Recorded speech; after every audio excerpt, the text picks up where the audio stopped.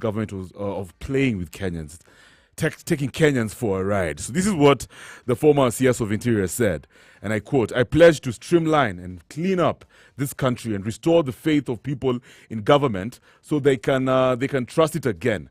That a government official can tell you something and you will trust them. A government should not be playing with its people like it's happening currently." Right, and also Matiang'i, I'm seeing over here, he described himself as a hard worker, citing his tenure as education CS under the former president's administration, that's Uhuru Kenyatta, when he said he stamped out exam cheating. Now, listen, I think we're all in agreement when we say, or when Matiang'i says that he's a hard worker.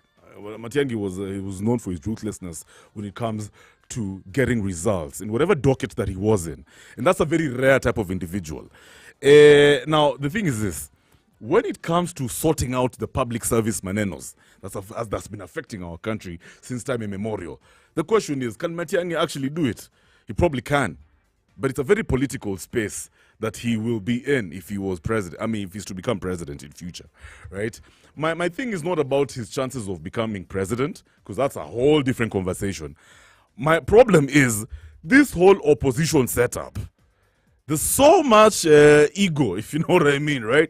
Yeah. So even before Matiang'i tells us about how he can change the system for the betterment of Kenyans when it comes to working, when it comes to the execution culture, when it comes to leadership, streamlining it, he has to find out how he will deal with the egos within the opposition, because he's got to deal with Gachagua, who I'm sure has his own ambitions. He has to also deal with Kalonzo Musyoka, right?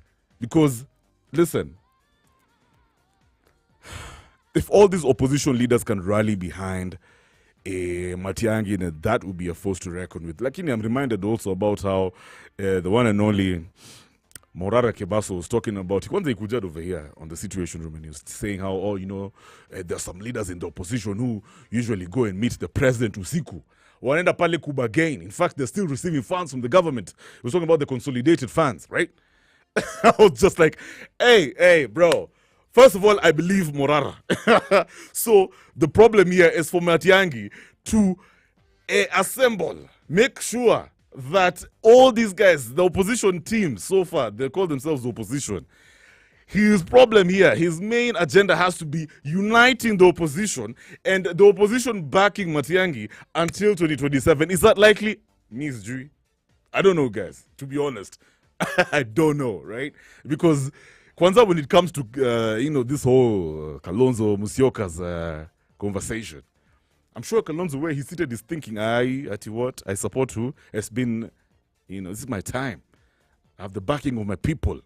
And I proved that in the past elections, right? At the same time, some people are actually telling me that Kalonzo could end up supporting William Ruto at some point. I don't know. I don't know.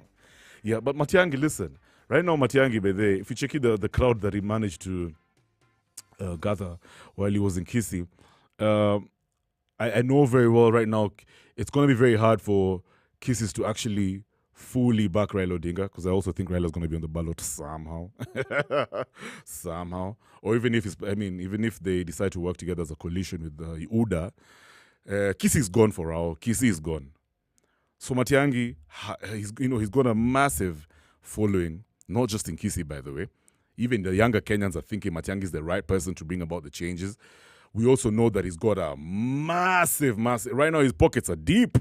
His pockets are very deep.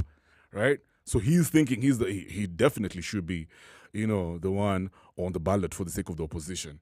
Will it be possible? Will Matiang'i be able to, tone down the ego, of his colleagues within the opposition? We'll see about that, guys. Remember, you can call in, talk to me. What are your thoughts about this whole Matiang'i Manenos? He's saying as president, he will restore public trust in government, especially when it comes to the public service. Do you think he's the guy?